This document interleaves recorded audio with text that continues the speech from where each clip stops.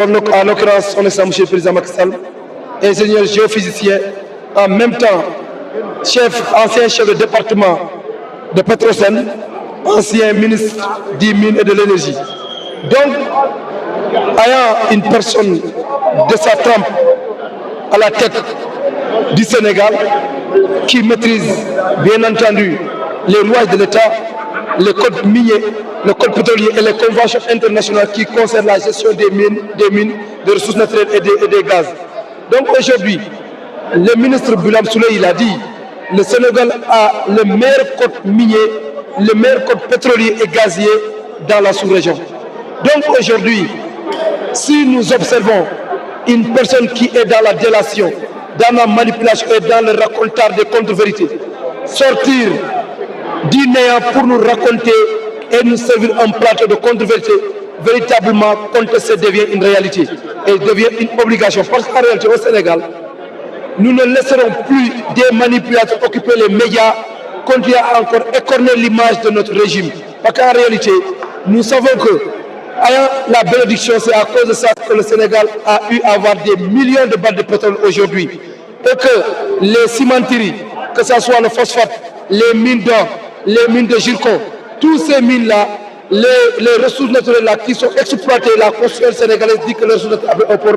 Et nous, aujourd'hui, il n'existe aucun Sénégalais qui peut nous dire d'une manière factuelle que autant de millions ont été versés dans les comptes de l'État. La seule question qu'on pose à Ousmane Sonko, où sont les milliards de nos ressources naturelles? Où sont les milliards du pétrole? Où sont les milliards du gaz? C'est ça la réalité. Mais venir ici pour raconter des contre-vérités, nous servir la manipulation en disant qu'il y a des contrats qui ont été renégociés. Aucun contrat n'a été renégocié. Je dis aucun contrat n'a été renégocié. Ce qui existe, c'est-à-dire que BP s'est retiré, Cosmos s'est retiré par faute d'activité et par faute de partenaires. C'est ça la vérité. Et que par rapport aux cimenteries, le contrat doit prendre ferme, le contrat doit prendre ferme dans les mois à venir.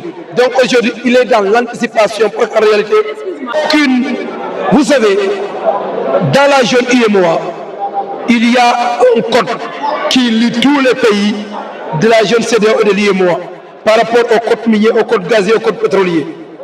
Et que le bloc Yakar Talanga 2, il parle. BP est la première firme qui est venue, qui est partie. Cosmos est la deuxième qui est venue, qui est partie par faute de partenariat. D'accord. Dans l'article, lors de la révision de la Constitution du Sénégal en 2016, dans son article 26, la Constitution a clairement dit que le ressource naturel appartient au peuple.